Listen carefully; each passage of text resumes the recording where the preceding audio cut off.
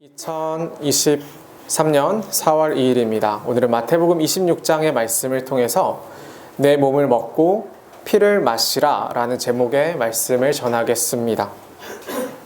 오늘은 어떤 주일이냐면 종려주일이라고 부르게 됩니다. 예수님이 유대인의 왕으로서 예루살렘에 입성을 하셨는데 그때에 백성들이 종려나무의 나뭇잎을 들고 흔들면서 예수님을 환영했습니다. 그래서 거기서 따서 종려주일이라고 그렇게 일컫습니다. 그런데 참 얄궂게도 오늘이 종려주일인데 바로 내일부터 고난주간이 시작됩니다. 예수님이 오늘 왕이 되셨는데 내일부터는 그 왕으로서의 어떤 영화를 누리는 게 아니라 바로 시작되는 고난을 맞이하게 되는 게 이제 고난주간의 시작인 것이죠. 우리는 이 고난주간을 함께 묵상하려고 합니다. 예수께서 나를 위해 십자가를 지시고 구원을 베푸셨는데 도대체 그 구원의 의미는 무엇인가? 왜 그와 같은 방식을 통해서야만 나에게 구원이 이를 수 있었는가? 그리고 예수께서 고난당하심으로 십자가를 지시심으로 얻게 된 우리의 구원이 우리의 삶에서는 어떻게 드러나는가? 이것에 대해서 한번 생각해 볼 수 있으면 좋겠습니다. 적어도 우리가 교회에 속한 기독교인이라면 교회가 가르치는 구원이 무엇인가를 알아야 합니다. 이번 고난주간이 구원에 관해서 깊이 있게 묵상할 수 있는 기간이 될 수 있기를 바랍니다. 26장의 본론에 들어가기 앞서서 먼저 25장을 살펴야 되고 그보다 앞서서는 24장을 살펴야 합니다. 이제 제가 많은 본문을 가져오는 게 익숙하시죠? 많은 본문을 가져와서 여러분이 성경의 맥락이라는 것을 이해했으면 좋겠고 또 저와 함께 이 마태복음이 마치는 때에 나중에라도 여러분이 마태복음을 펼쳐서 읽을 수 있고 이해할 수 있는 자신감을 얻어갈 수 있으면 참 좋겠다 그렇게 생각을 합니다. 맨 처음에 준영 형제가 24장을 멘트를 했는데 그와 비슷한 말씀을 제가 하나 읽겠습니다. 38절부터의 말씀입니다. 홍수 전에 노아가 방주에 들어가던 날까지 사람들이 먹고 마시고 장가들고 시집가고 있으면서 홍수가 나서 그들을 다 멸하기까지 깨닫지 못하였으니 인자의 인함도 이와 같으니라. 그때 두 사람이 밭에 있음에 한 사람은 데려가고 한 사람은 버려둠을 당할 것이요 두 여자가 맷돌질을 하고 있음에 한 사람은 데려가고 한 사람은 버려둠을 당할 것이니라. 그러므로 깨어있으라. 어느 날에 너희 주가 임할는지 너희가 알지 못하느니라. 이 이야기는 예수께서 재림하시는 어떤 자들에게는 구원의 날이고 어떤 이들에게는 심판의 날인데 예수께서 재림하시는 그 날이 언제 올지 아무도 알지 못한다라는 것이 포인트가 맞습니까? 그러니까 언제 오실지 모르니까 갑작스러울 수도 있으니까 우리가 그 돌발성에 대비해야 한다 그런 이야기를 하고 있는 것입니까? 얼핏 보면 그렇게 이해할 수 있겠지만 그런 의미는 아닙니다. 그런 의미가 아니에요. 우리가 살아가는 모든 삶이 예수 그리스도의 재림을 기다리는 종말의 삶임을 기억해야 한다는 의미인 것입니다. 여기 38절을 보세요. 노아가 방주에 들어가는 날까지 사람들이 어떻게 했냐면 먹고 마시는 일상을 살아갑니다. 그들은 또 미래가 있을 줄 알고 미래를 계획하죠. 그들 가운데 장가도 들고 시집도 가는 일들이 있더란 말입니다. 그런데 그들은 오늘을 살고 또 내일이 있을 줄 알고 수많은 즐거움을 쫓았는데 그런데 그들이 다 멸망당하기까지 깨닫지 못하더란 말입니다. 또 40절과 41절은 참 재밌죠. 이것은 무슨 예배드리는 모습도 아니에요. 그냥 일상을 살아가는 동일한 사람들에 대한 이야기입니다. 두 사람이 밭을 갈고 있었는데 어느 한 사람은 데려가지고 어느 나머지 한 사람은 버려짐을 당하였고 맷돌질을 한 두 연이 있었는데 또 한 사람은 죽게로 들려지고 또 남은 한 사람은 버려짐을 당하게 된다. 그 이야기가 있는 겁니다. 그러므로 깨어 있으라. 돌발 상황에 대비하라 이런 의미가 아니라 그러므로 지금이 심판을 기다리는 종말의 때임을 기억하고 살아가라. 그 이야기를 예수께서 말씀하셨습니다. 지금으로 따지면 이들은 다 기독교인들입니다. 다 하나님의 자녀라고 말할지도 모르겠어요. 그들은 다 하나님을 믿는다고 기독교인이라고 말할 텐데 왜 누구는 구원에 이르고 누구는 구원에 이르지 못할까? 이 생각을 한번 해보셔야 합니다. 그리고 나서 25장이 시작되는 겁니다. 25장에서는 세 가지 예시들이 나타납니다. 누가 구원을 받는가에 대한 이야기입니다. 첫 번째는 열 처녀 이야기 결혼식이죠. 여러분 이것도 많이 아실 거라고 생각을 합니다. 당시에는 어떻게 결혼식이 진행되었냐면 남자가 신랑이 신부의 집에 와서 결혼식을 행합니다. 그리고 나서 신랑이 신부를 데리고 큰 행렬과 함께 신랑의 집에 도착하게 되는 거죠. 거기서 잔치를 벌이고 거기서 나중에 이제 삶을 살게 되는 거예요. 이 장면은 어느 시점이냐면 결혼식을 한 이후에 그리고 신랑을 기다리는 그 큰 행렬을 떠나기 전에 그 모습이 지금 이 장면의 배경입니다. 10명의 처녀들이 있었습니다. 이들은 신랑을 기다리는 신부의 모습인 거죠. 그런데 그들이 신랑이 밤에 늦게 오니까 등을 들고 있었는데 어떠한 슬기로운 5 여인은 등을 밝힐 기름을 준비해 놓았고 어리석고 미련한 나머지 5 여인은 이 기름을 준비해 놓지 않았던 것이죠. 문제는 시간이 밤이라는 것, 그리고 그들의 생각보다 더디 왔다는 것, 신랑이요. 그랬더니 신랑이 이제 오는 때가 되는 거죠. 그랬더니 어떤 일이 발생하냐면 기름을 준비했던 여인들은 신랑을 맞이하여 신랑과 함께 그 잔치로 향하는 그 행렬에 참여하게 됩니다. 그런데 그렇지 못한 기름을 준비하지 못한 5 여인은 나중에 기름을 사서 왔더니 이미 신랑은 떠나고 없지요. 그들은 결코 신부로 맞아지지 못했고 그들은 매번 이를 갈고 슬퍼할 수밖에 없게 되는 처지에 있게 됩니다. 첫째 이야기의 핵심은 무엇이었냐면 신랑이 생각보다 더디 오더라는 것입니다. 그리고 시점이 밤이라는 것이죠. 성경에 나타나는 밤이라는 이미지는 유혹에 대한 이미지가 굉장히 강합니다. 신랑을 기다리며 기름을 준비하며 살아가는 삶을 기독교인이 살아야 되는데 이 미련한 5 처녀는 밤에 취하죠. 밤이 가져다주는 쾌락에 취합니다. 그녀들은 오는 신랑과의 기쁨을 그 사랑을 기다리지 못합니다. 그리고 신랑과의 사랑보다 세상의 즐거움에 함몰되죠. 그래서 그녀들은 기름을 준비하지 않아요. 그게 첫 번째 이야기예요. 25장 볼까요? 그 후에 남은 처녀들이 와서 이르되 주여 주여 우리에게 열어주소서 대답하여 이르되 진실로 너희에게 이르노니 내가 너희를 알지 못하노라 하였느니라. 신분에 대한 망각이죠. 종말을 살아가면서 우리가 예수 그리스도를 고대하며 살아가야 하는데 우리 생각보다 너무 예수 그리스도를 늦는 것만 같고 우리가 살아가는 삶은 빛 가운데 살아가는 것보단 어둠 가운데 쾌락을 즐기며 살아가는 것이 훨씬 더 좋아 보였더니 이 신부가 자기의 위치를 망각하더니 그녀는 신랑에게 버림받고 마는 그 이야기가 첫 번째 이야기입니다.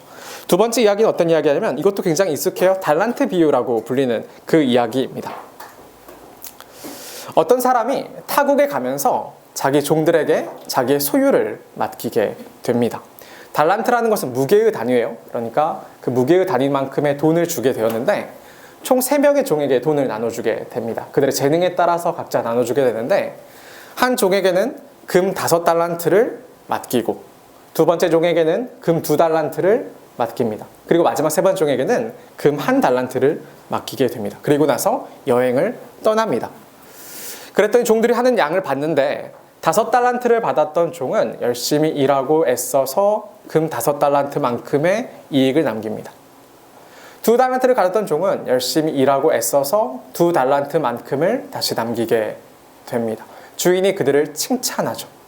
잘하였도다 착하고 충성된 종아. 네가 작은 일에 충성하였으므로 네 주인의 기쁨에 참여할 것이다. 주인은 그들에게 동일하게 이야기했습니다. 5달란트 남긴 종에게 더 크게 칭찬하고 2달란트 남긴 종에게 적게 칭찬한 게 아니에요. 주인에게는 그들이 벌어다 주는 이익이 의미가 없는 거예요. 주인이 원했던 것은 그들이 주인을 사랑하는 것. 주인이 원했던 것은 그들이 주인을 신뢰하여 이 땅을 주인이 없을 때도 열심히 살아가는 것. 그것을 원했던 겁니다. 그런데 문제는 뭐냐면 1달란트 받았던 종에 대한 이야기입니다. 1달란트 받았던 종은 그 돈을 땅에 묻게 됩니다. 그리고 주인이 돌아오자 땅을 파서 다시 그 돈을 갖다 드리게 되죠. 주인이 물어요. 왜 그렇게 했는지. 그랬더니 이 사람이 어떻게 대답을 하냐면 참 즐거운 대답을 하게 되는데 25장 24절부터입니다. 1달란트 받았던 자는 와서 이르되 주인이여 당신은 굳은 사람이라 심지 않은 데서 거두고 해치지 않은 데서 모으는 줄을 내가 알았으므로 두려워하여 나가서 당신의 달란트를 땅에 감추어 두었었나이다. 보소서 당신의 것을 가지셨나이다. 이 사람이 이해하는 주인은 굳은 사람이에요. 이 사람이 이해하는 주인은 악한 사람인 거죠. 그는 이익에 미친 사람인데 심지도 않은 데서 거둬요. 자기가 가져야 될 소유가 아닌데도 사람들을 착취해서 그 많은 것을 얻어요. 해치지 않은 데서 모아요. 예를 들면 나달과 가라지가 있으면 키즈를 해야 될 것 아닙니까? 그래서 그것들을 해쳐서 좋은 것을 얻어내야죠. 모아내야죠. 그런데 주인이 그렇지 않다고 말하는 겁니다. 주인의 말씀은 악하여 주인의 명령은 악하여 나를 착취하기에 이 종이 주인은 두려운 분이므로 차라리 내가 이익을 내지 못할 거면 아무것도 하지 않겠나이다 라고 대답을 해버리고 마는 것이죠. 많은 사람들이 이렇게 살아갑니다. 주인의 뜻을 이해하지 못해요. 하나님의 뜻이 하나님의 말씀을 악하다고 이해합니다. 하나님의 말씀을 지키는 것이 우리에게 손해를 가져다 준다고 믿어요. 그러니까 그들은 어떻게 살아가냐면 하나님 나라를 위해서 애쓰며 살아가지 않지요. 그리고 나서 우리는 매번 기본을 지켰다고 말하게 될 거예요. 제가 한 달란트를 잃지 않았습니다, 주님. 그러면 괜찮지 않습니까? 두 번째 이야기입니다. 주인의 뜻을 왜곡하고 주인을 악하다고 매도하며 살아가는 삶. 그래서 그 말씀에 순종하지 않는 삶. 주인의 선함을 의심하는 삶. 이게 두 번째 이야기입니다. 마지막 세 번째 이야기는 어떤 이야기냐면 양과 염소를 구분해내는 이야기였습니다. 인자가 오셔서 이제 인자 주변에 있던 사람들을 나누게 되는데 양은 그 인자의 오른편에, 염소는 그 인자의 왼편에 놓게 되는 거죠. 오른편에 있는 양들을 향해서는 하나님께 복을 받을 것을 말씀하셨고 왼편에 있는 염소들을 향해서는 하나님 앞에 저주를 받을 자들이라고 영원한 불에 떨어질 것이라고 그렇게 두려운 말씀을 하셨습니다. 그 두 무리는 섞여 있는 무리인 거예요. 원래는 얼핏 하면은 잘 구분되지 않는 것들이죠. 양과 염소라는 건요. 그런데 나중에 히브리 문화를 보게 되면은 같이 재우고 같이 이렇게 살다가 나중에 재울 때 잠이 들 때에 그 둘을 분리하게 됩니다. 양과 염소를 분리해서 따로 재우게 된다는 말이에요. 예수님이 그렇게 분리될 때가 온다고 이야기를 했어요. 그리고 나서 기준을 제시하시는데 이렇게 이야기를 하세요.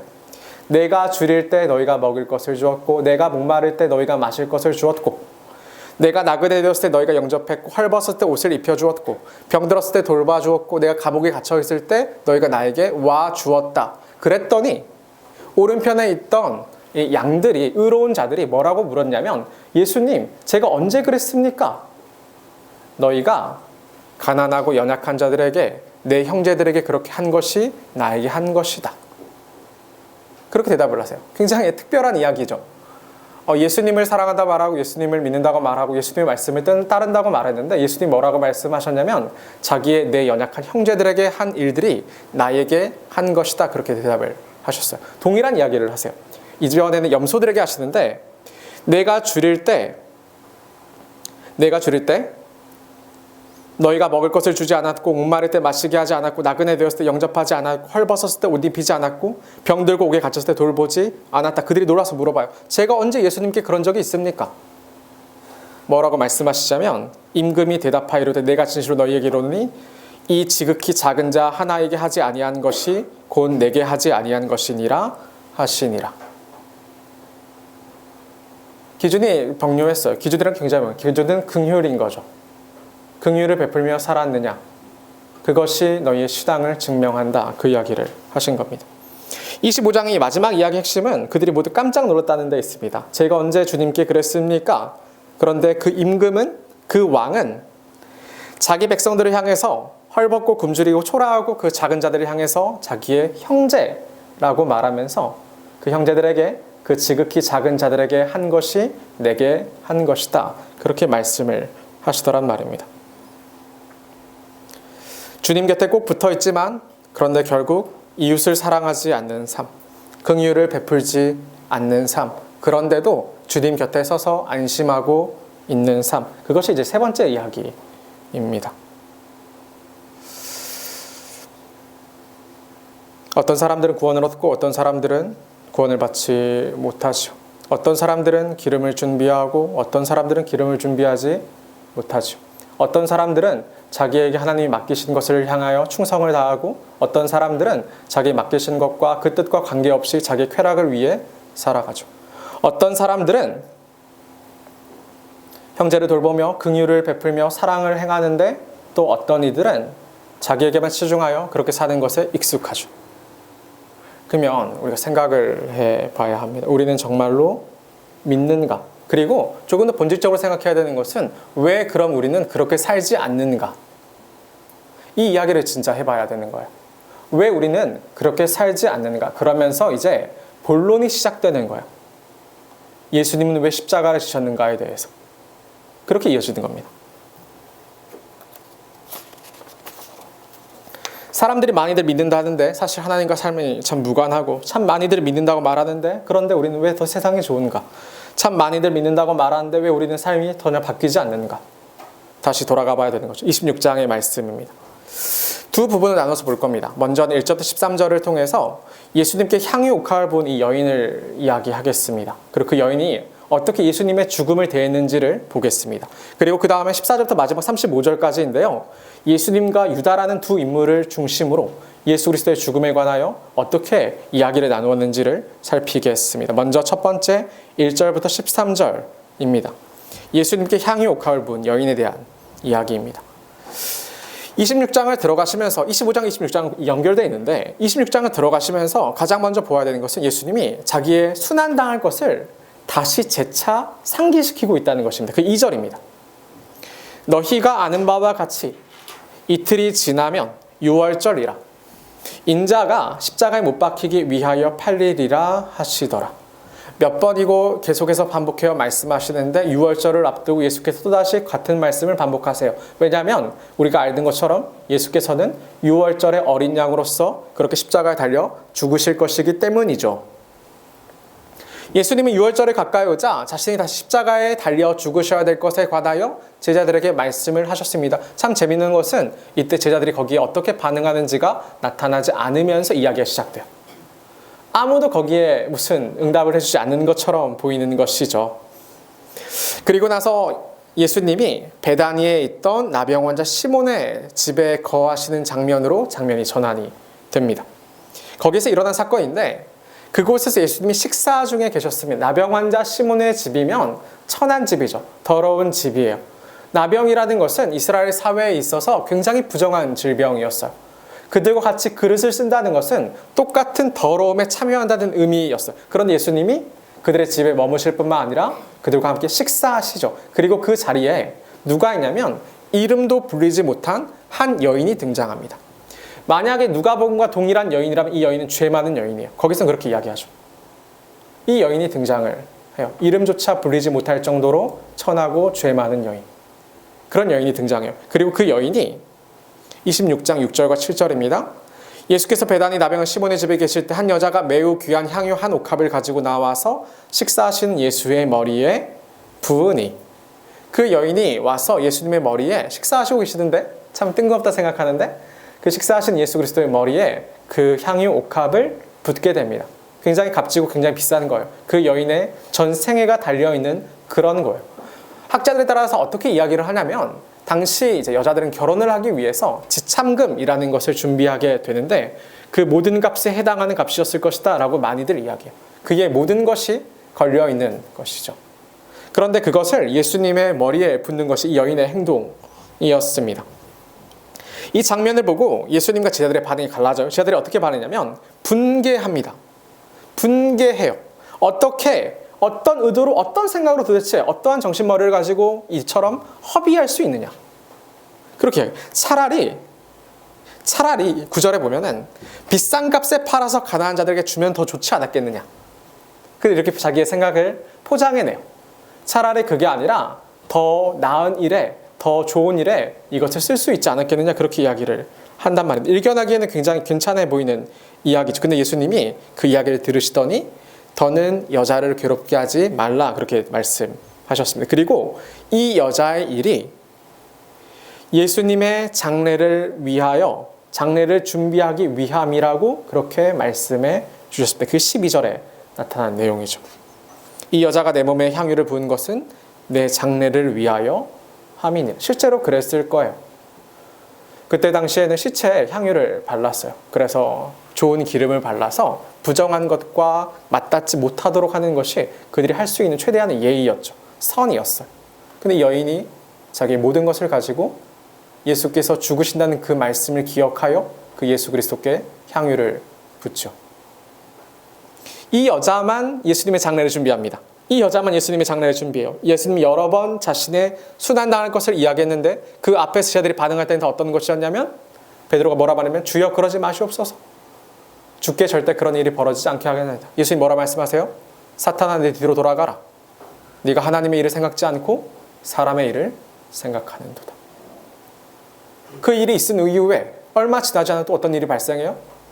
예수님의 제자들 중에 누가 크느냐 하는 논쟁이 발생하죠. 누가 예수 그리스도의 왕이 되실 때에 오른편에 앉을까 왼편에 앉을까? 그거에 대해서 논의했던 게 제자들의 모습 아니었습니까? 예수님의 죽음 자체에 관심을 기울여야 되는데 그들의 관심이 뭐냐면 죽은 예수가 아니라 산 예수, 낮아진 예수가 아니라 높아진 예수께 그들의 온 관심이 기울여져 있습니다. 그러니까 그들의 귀에 예수 그리스도의 순환이 들릴 리가 없죠. 그런데 이 작고 초라한 어쩌면 천했을 여인이 예수 그리스도의 장례를 위하여 자기의 모든 걸 바치죠. 보십시오. 이 천한 여인이 제자들과 다른 위치에 다른 입장에 서 있습니다. 예수님의 제자들도 사실은 별 볼 일 없는 자들이었어요. 여러분 아시잖아요. 이방의 갈릴리라 부르는 그 땅에서 유대인들의 입장에서 이방의 갈릴리라고 불렸던 그런 천한 땅에서 어부였던 제자들, 그리고 악하다고 평가받았던 세리 중에 있던 자들, 그런 자들 모아다가 예수님 불러주실 때 그들이 얼마나 큰 은혜를 경험했겠어요. 그런데 이제 와서 그들은 다 똑같이 바리새인들과 서기관들의 자리에 앉아 있는 거죠. 처음에 예수님 믿는다 했을 때 많은 사람들 눈물 흘려요, 울어요, 은혜 경험해요. 그런데 어느새 죽은 예수가 아니라 산 예수가 필요하고, 낮은 예수가 아니라 높은 예수가 필요하고, 은혜와 긍휼이 삶에서 필요한 것이 아니라 더 많은 돈과 더 많이 얻어내는 삶을, 풍요를, 풍부를 더욱더 소망하고야 말죠. 그러니까 어쩌면 이 여자가 자기가 그 천한 모습이라는 게 그 여자에게는 굉장히 복되는 거예요. 그냥 예수 그리스도의 긍휼을 아는 자였으니까. 변해버린 제자들과 달리 이 여자는 예수님이 자신에게 베푸시는 긍휼, 자기와 같은 자에게 다가와 주시는 것, 자기를 만져주시는 것, 용납하시는 그 예수 그리스도의 긍휼이 그에게는 훨씬 더 중요한 것이었습니다. 그녀는 예수께서 베푸신 긍휼을 말미암아 예수님을 믿고 따르는 제자가 됩니다. 그녀는 예수님을 통해 무언가를 얻어내려는 게 아니에요. 예수님의 말씀을 기억했다가 그 말씀을 위해 자기의 가장 귀한 자기의 모든 것을 드리죠.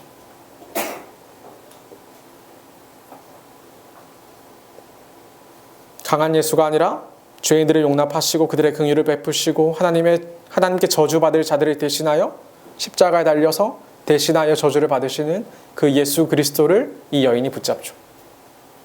솔직히 말하면 이 여인이 무슨 신학적 지식이 있었겠습니까? 그렇게 생각하지 않아요. 이 여인이 대단히 예수 그리스도의 죽음의 의미가 무엇인지를 깨달았다고 생각하지 않아요. 그렇게 생각하지 않아요. 그런데 예수께서 행하신 그 말씀을 잘 이해하지 못했을 텐데도 불구하고 그 말씀을 따라서 자기의 모든 것을 바치는 이 여인을 보십시오. 죽는 길이었는데도. 무엇이 구원이었습니까? 여러분 우리가 무엇으로 구원을 얻었습니까? 강하고 많이 갖는 것, 많이 누리는 것 따위가 우리의 구원이었습니까? 앞에서 계속 마태는 예수 그리스도의 말씀을 전하면서 어떻게 이야기했냐면 계속해서 긍휼을 강조했습니다. 긍휼, 맹인이 보내는 것, 앉은 뱅이가 일어서는 것, 귀머거리를 듣는 것, 나병 환자 깨끗함을 입는 것, 감옥에 갇힌 자가 자유를 얻는 것, 가난한 자가 자유하신 것.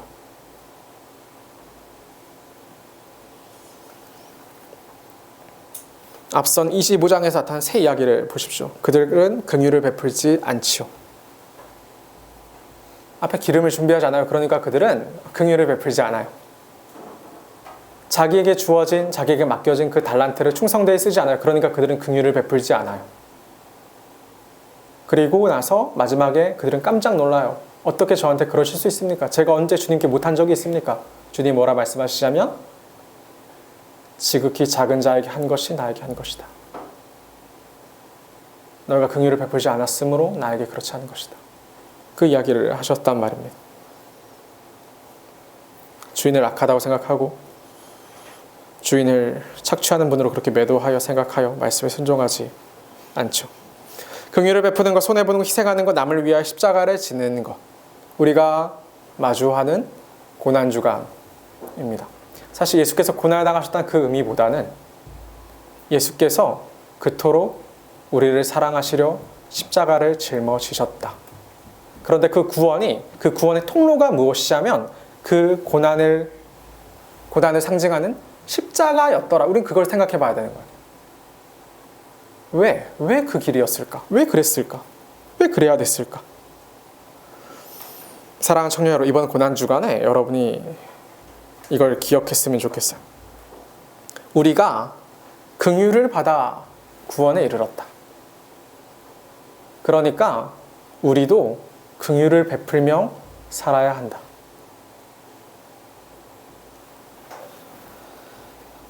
제자들은 비싼 값에 팔아서 가난한 자들에게 주면 더 좋았겠다고 말하죠. 그 향유 옥합을. 그런데 참 재밌는 건 이 가난한 자가 이 여자입니다. 이 여인이 가난한 자예요. 이 보잘것없는 여인이요. 그런데 그 여인이 그 가난한 돌봄 받아야 할 자가 자기의 모든 것을 예수님께 드리죠. 그런데 그 여인보다 더 부유하고 더 여유 있었을 자들은 예수님께 자기 것을 바치지 못하죠. 왜냐하면 이 여인에게는 예수 그리스도의 긍휼이 중요했기 때문입니다. 그게 너무 필요했기 때문이에요. 청년 여러분, 긍휼을 귀하게 여기십시오.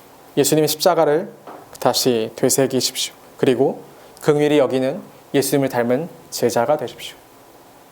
그 긍휼이 나를 구원했다는 것을 기억하고 고백하는 삶을 사십시오. 그것이 옳은 것입니다. 두 번째 이야기는 예수님과 유다에 대한 이야기를 해야 되는데요. 14절부터 35절입니다. 17절에서는 이제 무교절의 첫날이 나타납니다. 유월절 어린 양을 잡아야 할 때가 가까이 온 것이죠. 제자들은 예수님께 유월절 음식을 어디서 준비하느냐고 그 장소를 묻게 되는데 예수님이 이미 예비해 두신 장소가 있었습니다. 그리고 나중에 알게 될 텐데 이미 예비해 두신 유월절 어린 양도 예수께서 준비해 놓으시죠.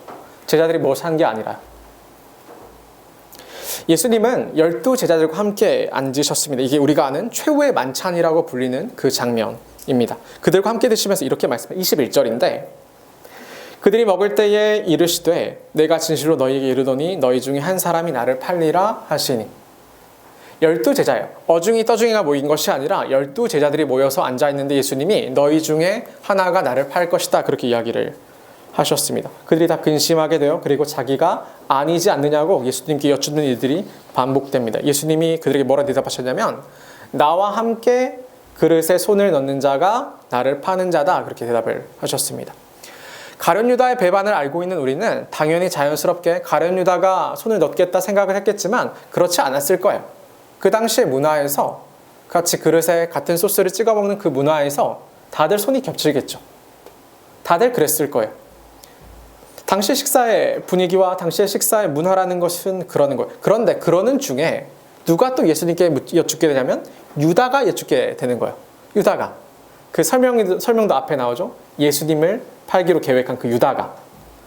랍비여 나는 아니지요. 예수님이 뭐라 말씀하셔요? 네가 말하였다. 예수님이 알고 계신 거죠. 예수님이 이미 알고 계셨어요. 랍비여 나는 아니지요. 네가 말하였다. 유다는 이미 대제사장과 내통하고 있었습니다. 앞선 말씀을 볼까요? 14절부터 16절입니다. 그때 12 중에 하나인 가룟 유다라 하는 자가 대제사장들에 가서 말하되 그가 찾아갔어요. 내가 예수를 너희에게 넘겨주이니 얼마나 주려느냐 하니 그들이 은 30을 달아주거늘 그가 그때부터 예수를 넘겨줄 기회를 찾더라. 이미 가룟 유다는 대제사장과 내통하고 있었고 예수 그리스도를 넘길 생각을 하고 있었습니다. 가룟 유다는 예수님의 몸값을 두고 그들에게 물었는데 그들이 얼마를 말했냐면 은 30을 줘. 출애굽기 보기에는 그것은 종 하나에 해당하는 가격. 스가랴서에는 이 이야기의 원래 예언이 나타나 있는데 그 스가랴서를 보게 되면 어떻게 되어 있냐면 양들이 자기의 목자를 반기지 않으니까 물어봐요. 그 양들한테 너희 목자의 삭시 얼마나 되느냐고. 그들이 무엇을 말하면 은 30을 말해요. 종의 값을 말해요. 양들이 자기의 목자를 무가치하게 여겨요. 양들이 자기의 목자가 싫어요. 그게 스가랴서에 나타나는 이야기예요. 그런데 여기서 이제 그 이야기가 성취가 되는 거죠. 양들을 위하여 죽으러 오신 그 예수 그리스도께서 얼마에 판겨지자면 은 30세겔, 종 하나를 살 수 있는 그 가격에 종의 값에 그렇게 팔리게 됩니다. 그게 가룟 유다가 생각했던 예수 그리스도의 값인 거죠. 살아있는 예수, 강한 예수를 원했던 그들이 예수께서 죽으시는 것과 예수께서 긍휼과 연약함과 겸손함을 강조하시는 것을 보고 그 예수의 값을 어떻게 측정하냐면 그들이 어떻게 예수님을 내어칠 거냐면 은 30에 예수님을 내버리고 말아요. 무가치 하는 걸, 세상에 많은 것들 여러분 다 이해돼요? 그런 거 아니잖아요. 그것들 얼마나 다 여러분한테 가치 있어요. 저는 깜짝 놀라요. 제가 돈을 많이 써보지 않은 사람이라고 여러분 막 해외여행 가잖아요. 그 많은 돈을 툭툭 써. 그게 가치를 그렇게 부여해. 그럼 공부 열심히 하는데 너무 열심히 해.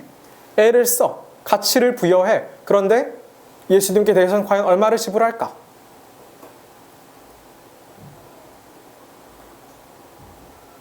궁금해요. 여러분 헌금을 얼마를 낼까? 전 그런 것도 궁금하지. 예수 그리스도는 도대체 얼마의 값어치일까? 그런데 이들이 예수 그리스도를 반기지 않더란 말이에요. 가룟 유다가 그러더란 말이에요. 가룟 유다가 얼마 예수님을 넘길 거냐면 은 30에 넘기죠.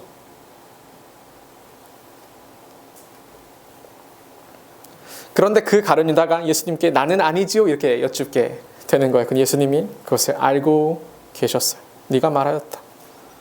예수님 알고 계셨어요. 근데 이어지는 말씀을 보십시오. 이게 참 중요합니다. 그들이 먹을 때 예수께서 떡을 가지사 축복하시고 떼어 제자들에게 주시며 이르시되 가룟 유다 반드시 받았을 거예요. 받아서 먹으라 이것은 내 몸이니라 하시고 그 자신의 팔자에게 뭐라 말씀하시자면 내 살을 떼서 주면서 이렇게 이야기를 하시는 거예요. 받아서 먹으라 이것은 내 몸이라. 또 잔을 가지사 감사 기도하시고 그들에게 주시며 이르시되 너희가 다 이것을 마시라 이것은 죄 사함을 얻게 하려고 많은 사람을 위하여 흘리는 바 곧 나의 피 곧 언약의 피니라. 이것은 나의 피인데 너희가 다 마셔라. 이것은 무엇이냐면 죄 사함을 얻게 하는 그 구원의 피다. 언약의 피다. 죄인들에게 나를 팔자들에게 그들에게 죄 사함을 얻게 하기 위하여 내가 너희에게 주는 나의 생명이다. 예수께서 그것을 아셨는데도 그렇게 말씀하세요. 가룟 유다에게. 그들에게 여전히 긍휼하시죠. 긍휼하시죠. 예수님을 팔았는데 예수님을 무가치하게 대했는데 예수님을 함부로 대했는데 그런데 여전히 예수께서는 다시 우리를 이곳에 부르시고 말씀을 전하시죠. 긍휼을 베푸시죠. 그리고 그 긍휼로 말미암아 이 자리에 나와 있는 것 아닙니까?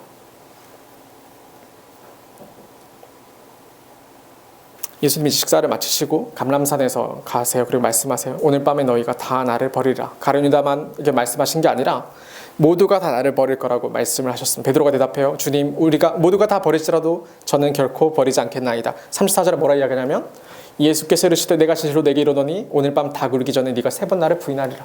성취돼. 부인할 뿐만 아니라 예수님이 저주해요. 베드로는 자신이 결코 예수님을 부인하지 않을 거라고 생각했어요. 그런데 예수님 말씀은 달라요. 베드로가 3번이나 예수님을 부인해요. 35절에 대답하면 베드로가 이르되 내가 주와 함께 죽을지언정 주를 부인하지 않겠나이다 하고 모든 제자가 다 그와 같이 말해요. 그런데 예수께 십자가에 달리실 때에 12 제자 중에 어느 누구 하나 예수님을 변호한 인물이 아무도 없어요. 다들 예수 그리스도의 제자라는 것이 발각되면 죽임을 당할까 두려워서 예수님을 부인하셨고 그런데 그런 자들을 향하여 예수께서 떡을 떼시며 이것은 내 몸이니 너희가 먹어라.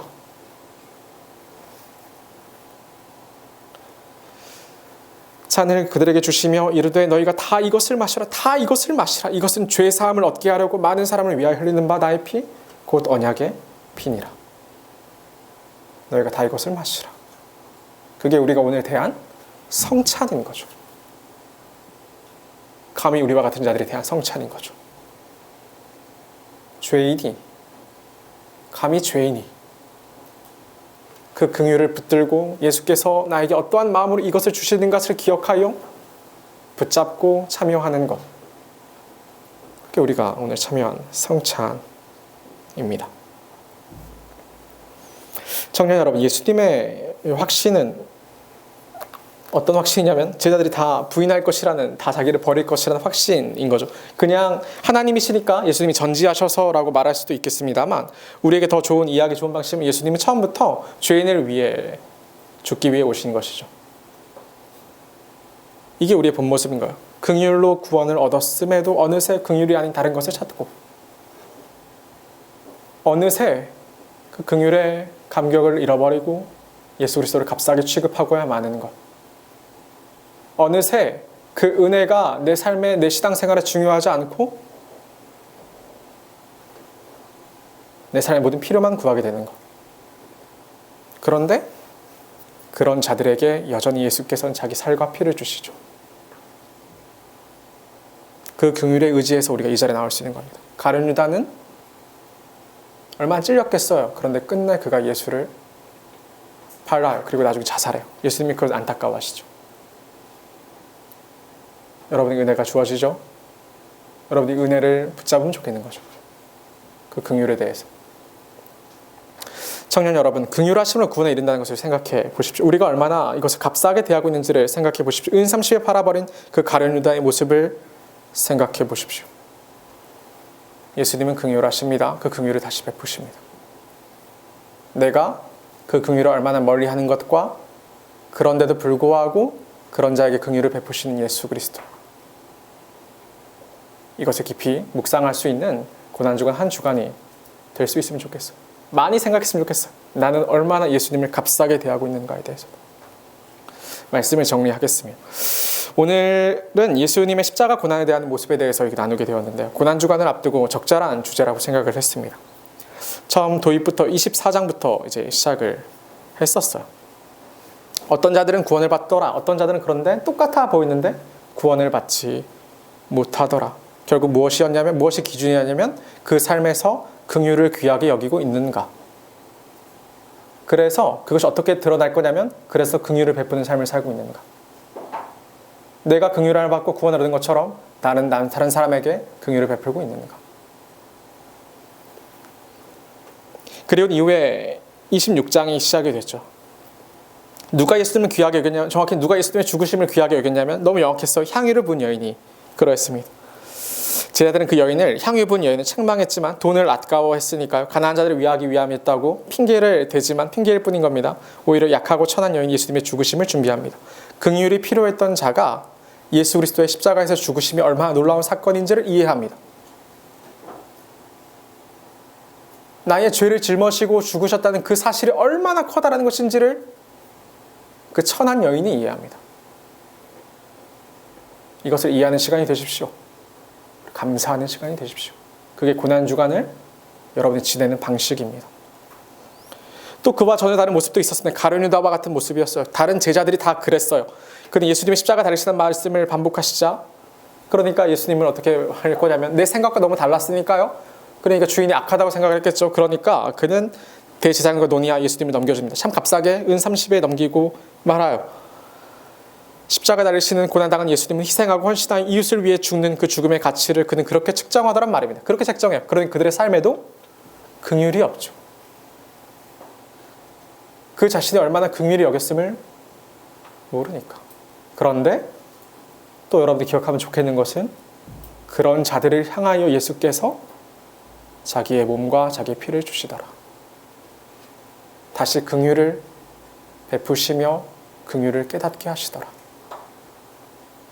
그런 시간이 되면 참 좋겠습니다. 은혜로운 시간이 되면 좋겠습니다. 말씀을 여러분이 어떻게 적용할지 잘 모르겠는데, 저는 많은 생각들을 했는데 사람 꼴을 보는 사람이 되어주고 싶다. 이게 제가 이번에 생각하면서 했던 적용이었습니다.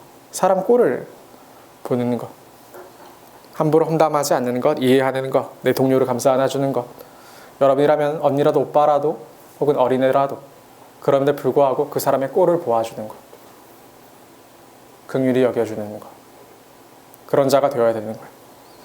긍휼히 여김을 받음으로 구원에 이르렀다는 것을 기억해서 다른 사람들에게 그 긍휼의 가치를 가르치고, 그리고 진짜 나를 긍휼히 여겨주신 예수 그리스도의 복음을 전하는 것. 긍휼이 필요치 않은 자들은 예수님 다 죽이려 하지만, 그런데 진짜 내가 긍휼이 필요하다는 것을 이번 기회에 깨달아 보는 것. 그게 여러분의 고난주간을 살아가는 순종일 수 있기를 간절히 바랍니다. 오늘 말씀을 놓고 같이 기도하겠습니다.